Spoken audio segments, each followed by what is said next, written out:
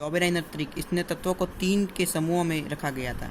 इसमें मध्य में रखे तत्व का परमाणु भार उसके दोनों तत्वों के परमाणु भारों के योग का आदत होता है, जैसे लिथियम, सोडियम और पोटेशियम।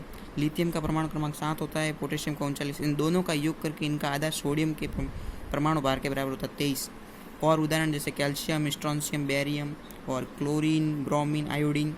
न्यूलैंड का अष्टक, न्यूलैंड ने क्या किया, संगीत के 7 सुरों से तत्वों की तुलना की तथा कहा कि प्रत्येक 8वां तत्व पहले तत्व के साथ समानता दर्शाता है। अक्रिय गैस न्यूलैंड के अष्टक में प्रयुक्त नहीं होती।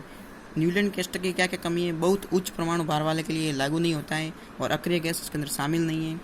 और लोथरमेयर, इसने परमाणु भार तथा भौतिक गुणों के मध्य प्लॉट बनाया था। भौतिक गुण कौन कौन से लिए थे, आयतन, घनत्व और गलनांक। जिससे उसको शीर्ष पर सार धातु प्राप्त हुई, तल पर संक्रमण तत्व प्राप्त हुआ, आरोही भुजा पर हेलोजन और अवरोही भुजा पर इसको क्षारीय मृदा धातु प्राप्त हुई। मेंडलीव की आवर्त सारणी, ये परमाणु भार पर आधारित थी। इसके अनुसार तत्वों के गुण उनके परमाणु भार के आवर्ती फलन होते हैं। ऊर्ध्वाधर स्तंभ को इसने वृक्क कहा था और क्षैतिज स्तंभ को आवर्त कहा था। इसकी कमियां थी, समस्थानिक का स्थान नहीं दिया था इसने और परमाणु भार क्रम का पालन नहीं। समस्थानिक मतलब एक ही तत्व के रूप में जिनका परमाणु क्रमांक समान हो लेकिन द्रव्यमान संख्या भिन्न भिन्न हो। जैसे हाइड्रोजन के 3 समस्थानिक हैं, प्रोटियम, ड्यूटेरियम और ट्राइटियम।